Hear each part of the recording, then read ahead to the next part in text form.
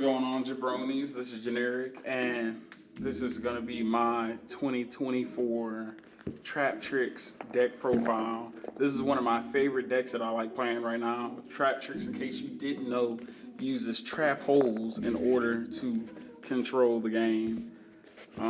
Man, like I said, it's one of my favorite decks, so I had to just bling it out.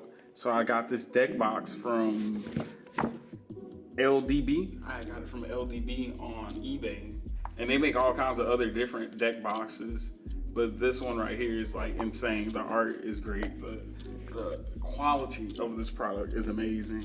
So I love the art on this deck box. Then it's huge. Like usually when I go to the card shop, I have like this huge, insane deck box. It's like really over the top. Lets people know off the rip that I'm a Traptrix player. But this is pretty cool. Look, it even got a place for you to put your dice at. And I even have dice that match my game mat for when I play with Traptrix. Yeah, that's right, I got dice. These look good.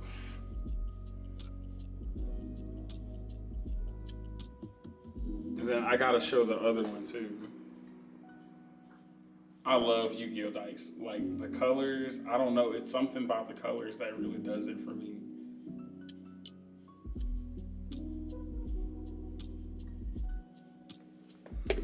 So I'm gonna just take these and put them in the middle. This is usually what I do when I play. I like to take my dice, sit them in the middle. For some reason, I keep a coin as well. I like to keep a Yu-Gi-Oh coin. I never actually use it when I duel. I just keep this because, like, I don't know, it reminds me of Master Duel. Like, I really got into Yu-Gi-Oh off of playing Master Duel, so all I know is the coin flip. So when I came into the shop and everybody's doing high rolls, I'm just like, this is different. I'm used to doing the coin toss. I like the noise too. Did you hear it? I'm gonna do it again. Like, the noise is insane. It's literally making the same noise that you hear on Master Duel before you duel somebody. So this is what the head side, and then we go over to tails. That's insane. Like, this is great. Like, I love coins, especially for trading card games. They have really cool, high quality coins. I'm always super duper surprised. And then somebody gifted me these. When I first started, somebody gave me some pink dice to go with my deck. So yeah, people at the card shops are usually really nice. Let me go ahead and put them on there. So I would never take all of these and put them on there. Usually if I'm dueling somebody, I just let these two. I don't have a center, so until I get a Rafflesia center, we don't have that yet. So let's go ahead and put this into our, I always gotta read it, LDB dual box, deck box. Yeah, so let's go ahead and sit this back in here. What I like about this too is, and this is a magnet. This closes, it closes with a magnet. Like, that's really cool. It closes with a magnet. So it goes all the way around. But what's cool about it too is this part that goes in there, right? When I put my cards up, I can grab them from the side. Like, they put an indentation right here, so where you can just grab your cards right out, and it's no hassle. That's just amazing. So I have my deck properly in order, as any duelist should. I've got my main deck at the bottom, my extra deck, and my side deck for side and in. If y'all want me to make a video about side and extras and main decks, let me know. So we got the extra deck right here with the pink sleeves, double sleeve. So we got the inner sleeve, and then we got the outer sleeve, clear. So this is my extra deck. And then we got the main deck right here. All of these cards have really cool sleeves on them. Look at that hollow. We got hollow sleeves. A sleeve to protect the sleeve. But the most important part is that this sleeve on the back is holographic. So we're gonna start this deck profile off correctly. What a lot of people do when they do Traptrix profiles is they do the profile, but they talk about the things that we already know. We already know we wanna play 2 Mantis. We already know we want to play 2 Diane. We already know we want to play 2 Putica. Everybody's running that with the Traptrix deck. Some people might be running 3 of this, 2 of that, but these are the important cards. I know you guys want to. What's important about this deck is the traps that you use in order to defeat your opponent. What's going to be super important about this deck is the trap holes that you're using to defeat your opponent. So currently what I'm running with this TCG deck is, of course, 2 Holotea. You got to have 2 Holotea. Like, duh. 2 Holotea, 2 Holotea, 2 Holotea. Like, there just isn't a better way to do it. Here, I'm gonna zoom into these. Let's zoom in some. There we go. So you can see these cards really good. So 2 Holotea. Okay. Off the rip. You're gonna run 2 Holotea, a terrifying trap hole. And let me explain to you why you're running 2 Holotea. You need 2 Holotea because one of these, you only can activate 1 per turn, but a lot of the time you're going to run into situations where you want to keep 1 in the chamber for the next turn. So if you dump 1 into your graveyard, you can keep the other face down set, and you can activate 1 during the turn that you're currently in, and you can save the other one for the next turn. Because, you know, one of them does get banished. The graveyard effect requires you to banish this card before you can use it for that turn. So 2 Traptrix Holotea. You're also going to run a terrifying trap hole. What's cool about the terrifying trap hole is the fact that you can destroy a monster that was summoned that turn. So if your opponent summons any monster, it's a link monster, any special summon, you can trigger this card and destroy one of their monsters that has 2,000 attack. So one of the things that I noticed that was a pretty big caveat to playing Traptrix is that you can't use their trap effects to destroy monsters that were summoned on the last turn. But this is one card that overrides that caveat. A big card that a lot of people don't talk about, this is a classic card, Chain Hole. Chain Hole is an amazing trap.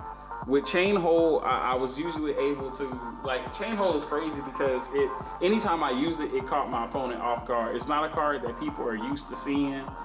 So when you're going and you're doing your search for your trap that you're going to be using for next turn with Sarah, or you're coming into your deck with Rafflesia to go for a trap, they don't expect this one to come out. So what's cool about this card is you don't even necessarily have to have a monster on the field to use Chain Hole.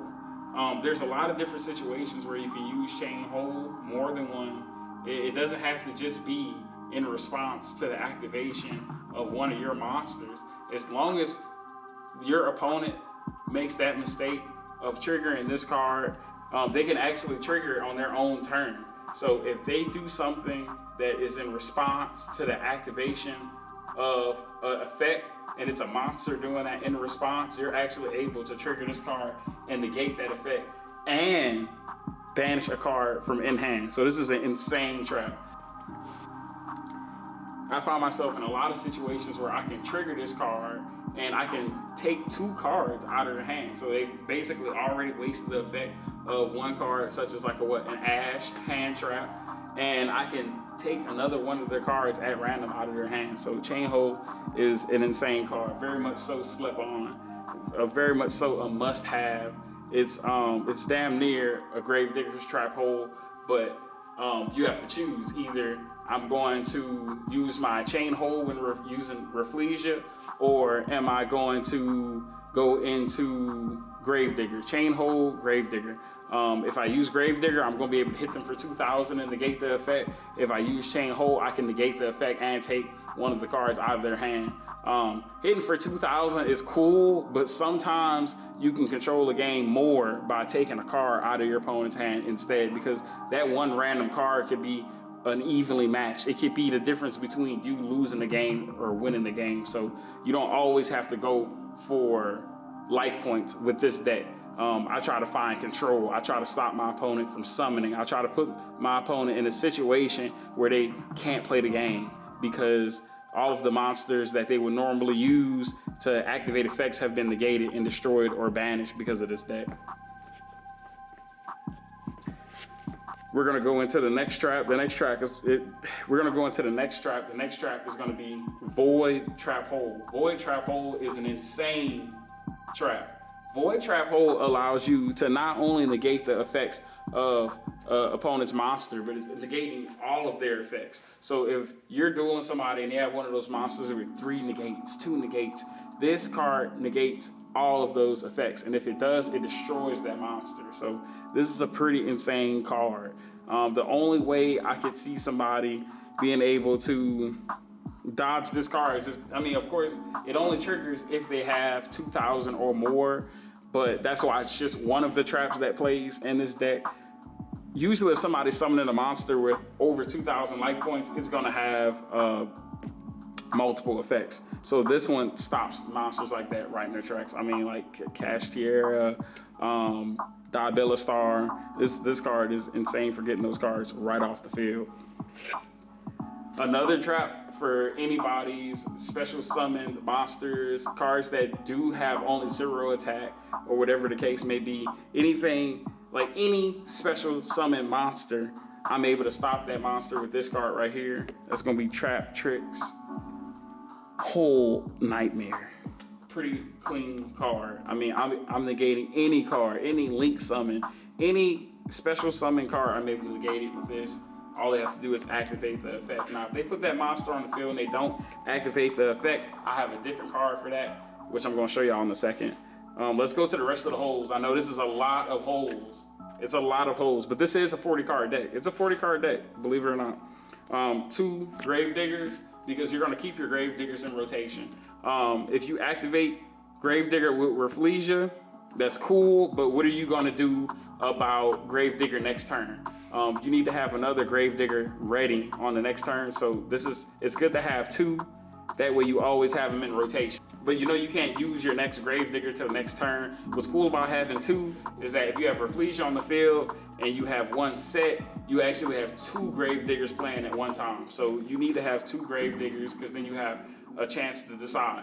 Do I want to trigger Sarah by using Rafflesia's effect, or do I want to trigger by using a trap effect from a card that's already face down? So the more knowledge you know about these cards and what they do and what the pros are of having 2 copies of each card in your deck or 3 copies, the more you know about their effects, the more you'll be able to exploit their effects and catch your opponents off guard. I'll take these 2 Grave Diggers, put them to the side. This is a hole that I really like playing with. I don't know if it was on Master Duel when I first started, but this card is insane, and that's Banishing Trap Hole. Banishing Trap Hole is pretty cool because it banishes face down any card that your opponent summons. And this could be a normal summon. It could be a normal summon, it could be a special summon. If that card is under 1,500 attack points, you can banish it face down. So as long as they're not summoning a card that tributes and can dodge my effect, Banishing Trap Hole is gonna take it right out of the game. And if you have Pingulia already on the field, Pingulia, Alamaris, if you have one of those cards already on the field, because of this card, you can essentially chain up, banish their card, and then eat it. You can banish their card and take control of it because of Banishing Trap Hole. Banishing Trap Hole is broken. Pretty cool card, very much so slept on. I'm gonna go ahead and sit that one to the side. And we're gonna get into the other traps. So 3 Solemn Judgment. Solemn Judgment is pretty cool because I can Denny my opponent from doing anything. I can negate any card effect besides Branded Fusion. So when it comes to Branded Fusion, that's the only weak spot of Solemn Judgment. You would have to have an Ash for Branded Fusion, but right now I'm just running Lock and Droll. We're running 1 Lock and Droll in this deck, but we got 3 Solemn Judgment, 3 Evenly Matched, and this is for the first turn, 3 Evenly Matched. So why are we running Evenly Matched? This is a deck that I also use on Master Duel, and I run a 3 Evenly Matched because there's a lot of situations where you can, if you're playing first, you get to go turn first, and you have an Evenly Matched in your hand. It's okay. It's okay that you have an Evenly Matched in your turn because you can use Holatea summon her on the first turn by sacrificing that evenly match. And it's like, it's not really a loss, because it's like, I could have kept that evenly match if I had turn 2. In this situation, it's not just a dead trap. I can always use this card for something. So I feel bad for people that do get turn 1 and they have evenly matched in their hand, but for Traptrix players, evenly matched in your hand at any time is a good time, because it can be exploited. You can stall the game and use an evenly match and take your opponent off guard 7 turns into the game. Evenly match is a pretty insane card. I hope y'all like my QCR evenly match. That's how much I like that card. Looks really good. QCR. Hope the glare isn't doing too much, but yeah, QCR evenly match. Gonna go ahead and put that to the side. Let's go into these next cards. 3 imperm, of course. You gotta have 3 imperm. I don't like sacrificing my imperm. So anytime I can sacrifice an evenly match and discard it over imperm, I'm gonna take it. Imperms, you really need those for canceling out people's spells in the back row. It's something that takes them off guard. A lot of people don't pay attention to the fact that you can disable the spells that are in that same lane, and imperm definitely exploits that effect. By taking the imperm and sitting into that field and being able to disable any spell or trap, I'm always watching where I put my imperms. A lot of the time, I will take the imperms and I'll purposely sit them into the pendulum position on my playmat or on the field, so I can stop pendulum effects. Pendulum monsters go in one spot, so what better place to put your imperm than in the pendulum zone? So 3 imperms all day, 3 imperms all day. And I like imperms because not only is an imperm a card that can be set and activated next turn, but imperm is a card that can be used as a hand trap to where you can negate their effects on second turn. You're going second, it's okay. I got 2 imperms in my hand. Cool. I have the option to either hold them or interact during their turn. It just depends on what I'm looking at on the field. These are some of the spells that you're going to be running in the deck. The spells are going to consist of 1 Traptrix Garden. You got to use Traptrix Garden. You only need 1. You just need 1. There's not a card that you're going to be recycling. It sucks if your opponent gets it off the field. It's a plus if you have it on the field. If they remove that spell, it's not really a big deal, because you can protect your cards with Reflegia, so it's just a line of defense. So, if your opponent gets your Traptrix Garden off the field, don't be alarmed. It's all good. You can just get a Reflegia on the field and protect those cards from card effects and being destroyed. They'll just take damage because of Reflegia. So having this on the field with Reflegia is insane, because now they have to attack Reflegia twice to destroy her, and she has 2,500 defense. So that usually catches my opponent off guard. A lot of the time when I'm playing with the Traptrix Garden, that's something that I won't mention. I won't mention that, hey, this card, once you attack, that card actually gets to just stay there. Sarah's just gonna be taking damage today, buddy. So hopefully you got 2 or 3 monsters to destroy my Reflegia. And then don't let me have a double Reflegia on the field. Call by grave, one of course, gotta have a call by. Regeki, times 2 Regekis. 2 Regekis to exploit their effects. So if I want to use an evenly match, if I get an evenly match with a Regeki with a monster combo, it's like, okay, cool. I'm going second, but it's okay. The goal for me is to increase my chances of winning, even when going second. I want to take my opponent off guard. We got to go first. No, it's okay. I'm not alarmed. I want to find ways to get myself out of situations with evenly matched and Regeki, as well as my other card effects on a regular basis. Triple Tactics talent, love it here. Love Triple Tactics. Gets me out of a lot of crazy situations. Drawing into 2, taking a look at your opponent's hand and removing one of those cards, taking control of one of their monsters for the turn. This card is broken, and I see why it still costs what it costs, like $8-9. But I see why. Another crazy card. This is the last card, the last spell that I use, and that's going to be Triple Tactics Thrust. Triple Tactics Thrust is amazing. I had been looking for this card everywhere, finally got it. Goes crazy. I had it for a period of time, and I just didn't know what I had. I had traded it off, and I just didn't know how powerful this card was. Had I known the power of Triple Tactics Thrust, I would have kept it in my hand the entire time, but I guess I had to let it go to know what I really had. Triple Tactics Thrust, amazing card. If your opponent activates a monster's effect during your turn, you can then go into Triple Tactics and get one of your spells or traps from the deck. Insane card in combination with Traptrix Mantis. I use it all the time.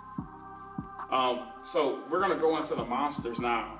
One monster that is very important that a lot of people don't pay attention to, a lot of people overlook this effect, is Arachnocampa's effect. If you use Arachnocampa's hand effect, you are locked into insects and plants for the rest of the turn. So you have to know, okay, one of the caveats to using Arachnocampa's hand effect is that you won't be able to summon other monsters for the rest of the turn. So if you were gonna summon a Zeus, if you were gonna summon a Star Slayer, you're not doing it if you use that hand effect. So as much as you're gonna chain up and go into your combo, you're gonna be put at a halt. And I feel like a lot of Traptrix players don't 100% know the effects of their cards, and they end up cheating, but not on purpose. Because of effects like these, you have to pay attention, especially if you're playing Master Duel, because Master Duel is not going to let you cheat. If you're at a tournament or you're playing at a locals, it's going to look crazy. It's going to look crazy if your opponent reads that card and they find out turns ago or moves ago that you illegally played. And so you have to know, Arachnocampa, if you use that hand effect, you're locked into insects and plants for the rest of that turn. Also, one Vesiculo. Vesiculo can get you into a bigger combo. So you want to play one Vesiculo. It's not a card that you're going to use very often, but it's an additional summon, and you can play around having to use Arachnocampa every time. So with knowing that, you will probably use Vesiculo more in certain situations, now that you know that Arachnocampa locks you into plants and insects for the rest of the turn. 2 Pudica, of course. A lot of people forget about this effect. You can banish their card for that turn, and they get to bring it back next turn during standby. But you have to understand, a lot of people forget that their monster comes back next turn during standby phase. So you have to remember to tell your opponent that they can special again. I mean, it's their responsibility to remember, but you also need to make sure that you're letting them know, hey, I mean, good sportsmanship. I like good sportsmanship. I would want my opponent to tell me if I made a mistake or if I forgot something. So always remember that monster's only banished for the turn that you're playing. And then they can try and bring it back next turn. And, you know, maybe they'll try and activate the summon effect, and you'll be able to negate it and use another one of your trap holes. 2 Mantis. I'm going to play 2 Mantis. An effect that a lot of people don't exploit is the fact that you can take cards from set, bring them to hand, and then back to the field. When I first started playing Traptrix and I used Traptrix and Mantis, I thought that effect was useless. But if you're in a situation where you're using Triple Tactics Thrust and the opponent has a monster on the field, you can actually, or the opponent doesn't have a monster on the field, excuse me. If that opponent doesn't have a monster on the field, you're in a situation where you can actually use Triple Tactics Thrust with your Mantis on the field, put a, I don't know, evenly match, Regeki, Imperm. You can put an Imperm on the field.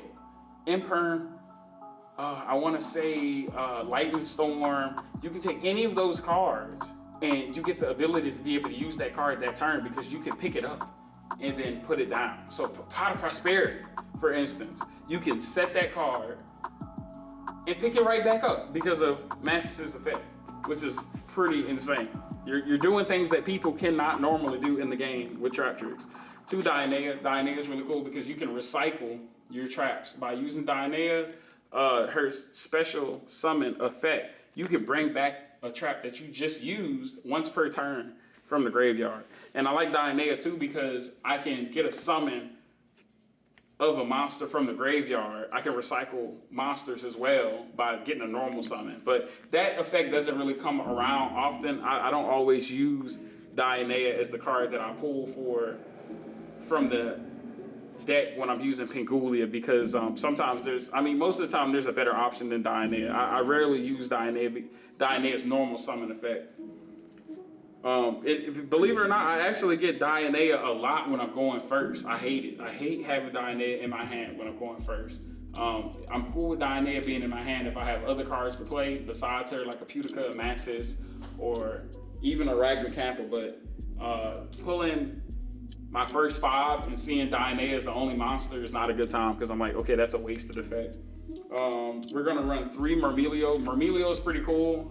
This is one of the reasons why I don't run any Harpy's Feather Duster or Lightning Storm in the deck because I can remove traps, I can remove spells, continuous spells with this card, and a lot of the time when people are using spells, they're getting that effect right then and there. So Murmelio is gonna be the one that I use to clear spells off the field that are already set. Typically, I wanna take those spells out as soon as they're set before they're active. I don't really like popping cards while they're active because you really never know what's up under there.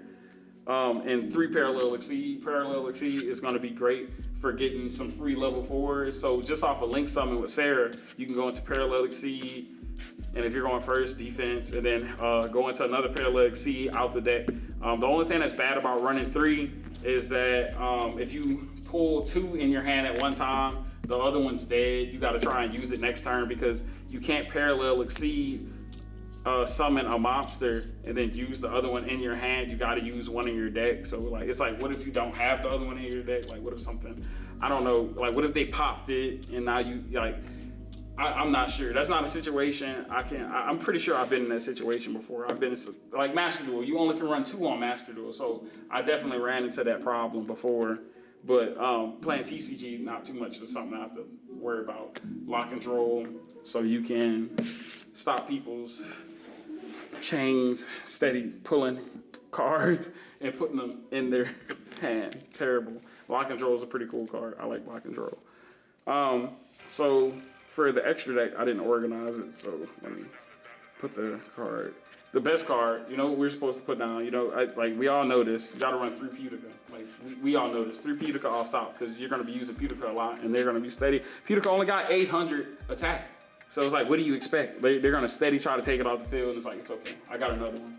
1 Adipus, you're gonna need 1 Adipus. Star Slayer,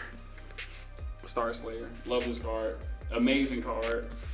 Comes in handy in a lot of different situations. You want a Zeus for sure. 1 Alamaris. You don't need more than 1 of those. You do not need multiple of any of the other Traptrix cards. Baguska is gonna get you out of a lot of situations because you're using level 4s.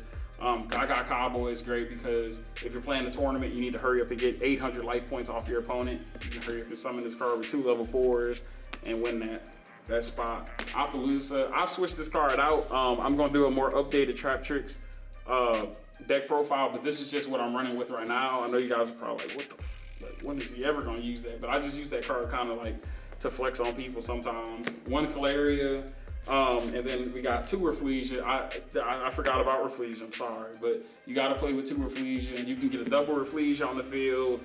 They might take out one of your Rafflesias, you might wanna get another one. You got the quarter century rare Rafflesia right here, looking blinged out. Looking crazy. I just love the way the text look at the top. With this lighting, you can't really see the holographics. Like, this is not doing it any justice. Hopefully I have some better lighting next time. And then this is a platinum rare over here. It's platinum. I think the platinum looks better than this lighting. It's the lighting. But 2 Rafflesia, 1 Pingulia. You only need 1. And right now I'm running with LP Masquerina. IP Masquerina, LP. Look, it's Masquerina, okay?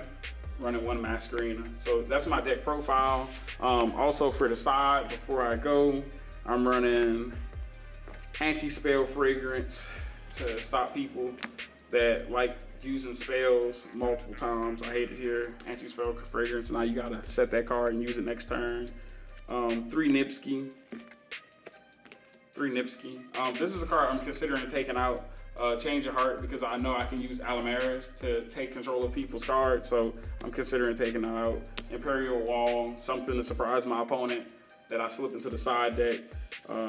1 Effect Dealer, Lock Drillbird, 2 of those normally, but today I just got 1 in there. Lightning Storm for the side. 3 props of Prosperity, and excuse me, it's actually 2 Veilers. So that's my current deck profile. If y'all think I could do anything different or make any improvements, please let me know. I meant to say please, but that's my deck profile. Thank you guys for watching. Booyah!